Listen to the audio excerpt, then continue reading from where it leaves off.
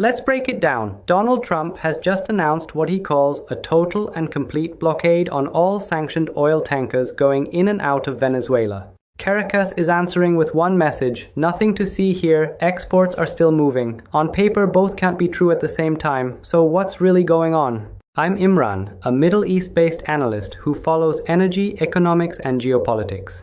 In the next few minutes, let's walk through what Trump ordered, how Venezuela and its allies are responding, and what this means for oil prices and the risk of escalation. And as always, if you like clear, simple breakdowns like this, please subscribe and hit like so you don't miss the next videos. First, what did Trump actually do? Trump has ordered a total and complete blockade of all sanctioned oil tankers to and from Venezuela, backed by a large US naval presence in the Caribbean. He's bragging that Venezuela is completely surrounded by the largest armada ever assembled in the history of South America.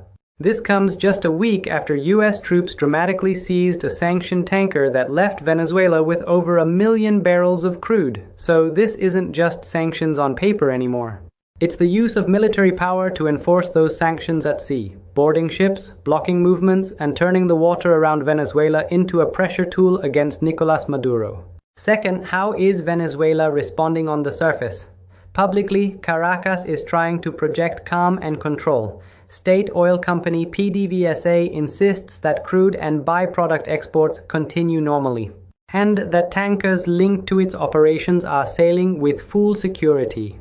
Maduro has been on the phone with the UN Secretary General talking about the escalation of threats and warning about peace in the region, while his military says it is not intimidated. At the same time, Venezuela is leaning hard on its main remaining lifeline, China. Beijing's foreign minister has come out against what he calls US bullying, backing Venezuela's sovereignty and signaling that China still plans to buy its oil. So the official line from Caracas is, we're under pressure, but we're not panicking yet. Third, why did oil prices jump if Venezuela exports only around 1 million barrels a day? On its own, Venezuela's volume is not huge compared to a global market of roughly 100 million barrels per day, but traders aren't just reacting to barrels, they're reacting to behavior. This blockade shows 3 things. The US is willing to use its navy to physically enforce sanctions, not just threaten them. Buyers of Venezuelan crude now face much higher risk. Ships can be seized, delayed, or diverted, which means they demand big discounts. If this tactic works against Venezuelan shadow fleet tankers, it could be extended later to other sanctioned flows, like some Russian or Iranian shipments. That's why prices jumped in London after the announcement. The market is pricing in the chance that this is a test case for a broader use of gunboat diplomacy in oil. Fourth, what does this mean for Venezuela's collapsing economy? Venezuela has already been under a US oil embargo since 2019. It sells most of its crude at a discount on the gray or black market, mainly to Asian buyers, just to keep some dollars coming in.